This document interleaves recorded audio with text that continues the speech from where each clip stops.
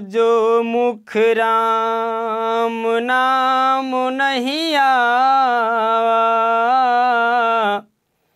सो मुख ब्रह्मा काहे बना। राम सिया राम जय जय राम, राम सिया राम जय जय राम।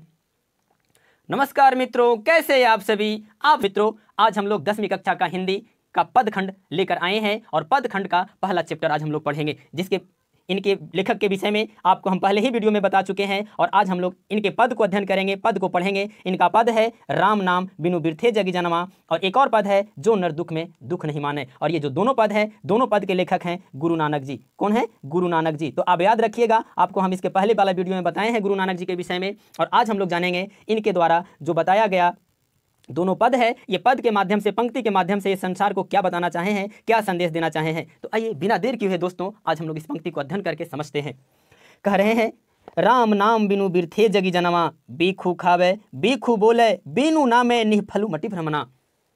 कवि गुरु नानक जी बताना चाह रहे हैं कि राम नाम बिनु बिरथे जगी जनमा, यानी राम नाम के बिना आपका जन्म इस संसार में जन्म व्यर्थ है। आप यदि जन्म लिए हैं संसार में, जगत में जन्म लिए हैं, तो राम नाम का उच्चारण कीजिए। यदि ऐसा आप नहीं करते हैं तो आपका संसार में आना व्यर्थ ही है, आपको जन्म लेना व्यर्थ ही है, आप किसी काम के नहीं है। बीखू खावे बीखू बोले, यदि आप राम नाम का उच्चारण नहीं कर रहे हैं तो खा भी रहे हैं तो विष खा रहे हैं, बोल भी रहे हैं तो विष के समान बोल रहे हैं। बिनु नामे निफलु मटि भ्रमना, यदि आप उनके नाम का उच्चारण नहीं कर रहे हैं तो बिना उनके नाम के उच्चारण का आप जो है कि सब कुछ निष्फल है, कोई भी जो है कि फलदायक नहीं है, सभी के सभी चीज निष्फल है। और मटि निफलु मटि भ्रमना, आपका जो मटि है वो भ्रमित है, भ्रमित हो चुका है, किसी काम का नहीं। आपका मति, आपका ज्ञान संसार में किसी काम का नहीं है। इसलिए हे जगत के प्राणी, यदि आप इस संसार में जन्म लिए हैं तो राम नाम का उच्चारण कीजिए। आगे ध्यान देते हैं, अगला पंक्ति में क्या बताना चाहे हैं कवि। आगे बताना चाहते हैं, पुस्तक पाठ्य व्याकरण बखाने, संध्या कर्म निकाल करे, बिना गुरु शब्द मुक्ति कहाँ, प्राणी राम नाम बिनु अझुरी मरे। आहा, कितना अच्छा पंक्ति इन्होंने बताया है, कितना अच्छा पंक्ति लिखा है। इस पंक्ति को एक बार फिर दोहराते हैं हम लोग। क्या बता रहे हैं ये पंक्ति के माध्यम से? कह रहे हैं कि पुस्तक पाठ्य व्याकरण बखाने, कि हे जगत के प्राणी, हे संसार में जन्म लेने वाला मानव, आप पुस्तक पाठ्य व्याकरण का बखान कर रहे हैं। संध्या कर्म निकाल के सुबह शाम जो है कि आप व्याकरण का पाठ कर रहे हैं, पुस्तक का पाठ कर रहे हैं, लेकिन बिना गुरु शब्द मुक्ति कहाँ। लेकिन आपको इसके करने का कोई फायदा नहीं है। आप बेशक सुबह शाम व्याकरण पढ़ रहे हैं, किताबें पढ़ रहे हैं, इसका कोई फायदा नहीं है। बिना गुरु शब्द मुक्ति कहाँ, प्राणी राम नाम बिनु अझुरी मरे। यदि आप राम नाम का उच्चारण नहीं कर रहे हैं, राम नाम का जाप नहीं कर रहे हैं, तो ये संसार में आप जो है कि अझुरा के मर जाएंगे, आपको यहाँ से मुक्ति नहीं मिलने वाला है। इसलिए हे जगत के प्राणी, हे मानव श्रेष्ठ, यदि आप जन्म लिए हैं इस संसार में, यदि आप अपने जीवन को सार्थक बनाना चाहते हैं तो आप राम नाम का उच्चारण कीजिए और आपको इस संसार से मुक्ति मिल जाएगी, यदि आप राम नाम का उच्चारण करते हैं तो। अगला पंक्ति हम लोग देखते हैं, अगले पंक्ति के माध्यम से कवि क्या बताना चाहते हैं।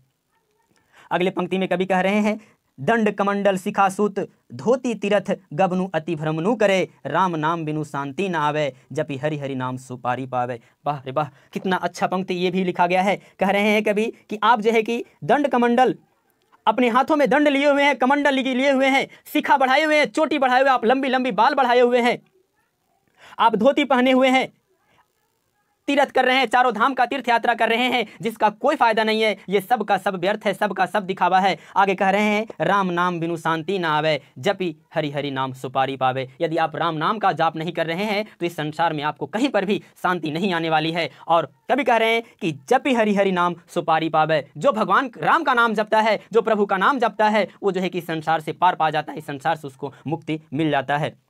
चलिए इसके बाद हम लोग अगला पंक्ति को पढ़ते हैं, उस पंक्ति के माध्यम से कवि क्या बताना चाहे हैं। आगे कह रहे हैं, जटा मुकुट तन भस्म लगाई, बसन छोड़ी तन नगन भया। कह रहे हैं, ते ते जिया जत जल थल महियल, जत्र तत्र तू सरब जिया। कह रहे हैं कवि कि जटा मुकुट तन भस्म लगाई, कह रहे हैं कि तुम लंबी लंबी जटा बढ़ा लिए हो, मुकुट लगा लिए हो, तन में भस्म लगा लिए हो, शरीर पर भस्म मल लिए हो, बसन छोड़ दिया, अपने वस्त्र को त्याग दिए हो, तन नगन भया, आप एकदम नग्न हो गए हो। लेकिन इस सारी काम जो सारा का सारा आप काम कर रहे हो, ये सारे जो है कि व्यर्थ है, राम नाम के आगे कुछ नहीं है। जेते जिया जत, ये कह रहे हैं आगे कि आप जो भी जनेऊ पहन लिए हैं, आप जो भी प्राणी हैं, आप जो है कि संसार से आप यत्र तत्र भटक जाएंगे। आप इस प्राणी से उस प्राणी में आपका जन्म होता जाएगा, लेकिन आप जो है कि संसार से आपको मुक्ति मिलने वाली नहीं है। आगे कह रहे हैं कि गुरु प्रसादी राख ले जन कोई हरिरास नानक झोली पिया। ये कह रहे हैं कि यदि मैंने भगवान राम का नाम लिया, भगवान प्रभु नाम का नाम लिया और इस हरि रस को पी लिया और अपने झोली में इसको समाहित कर लिया है। इसलिए हे मानव श्रेष्ठ, ये बताना चाह रहे हैं कि आप भी राम नाम का जप कीजिए। आप इन सारी कामों को व्यर्थ है, आप जो तन में भस्म लगा रहे हैं, बसन छोड़ के नग्न हो गए हैं, जट्टा बढ़ा लिए हैं, मुकुट बांध लिए हैं, ये सब का सब व्यर्थ है। जे तेजिया आप जितने भी जगत में संसार में जीव है सब जो है कि यत्र तत्र भटक जाएंगे। आप इस जीव से उस जीव में जन्म लेते रह जाएंगे, लेकिन आपको मुक्ति मिलने वाली नहीं है। इसीलिए आप जो है कि प्रभु राम का नाम जाप कीजिए, सब कुछ ठीक हो जाएगा, आपका जन्म लेना सार्थक हो जाएगा। तो मित्रों, अब हम लोग इस पंक्ति को समझें और इसके बाद हम लोग अगला पंक्ति को समझेंगे। अगला पंक्ति के माध्यम से कभी क्या बताना चाहते हैं। अगला पद जो इनका है, अगला पद का नाम है जो नर दुख में दुख नहीं माने। तो चलिए बिना देर किए हुए हम लोग इस पंक्ति को जानना चाहेंगे और समझना चाहेंगे कि कभी क्या बताना चाहे हैं इस पंक्ति के माध्यम से। कह रहे हैं जो नर दुख में दुख नहीं माने, सुख स्नेह अरु भय नहीं जाके कंचन माटी जाने।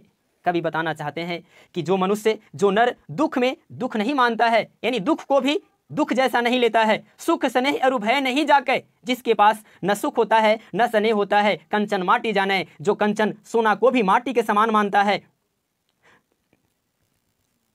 नहीं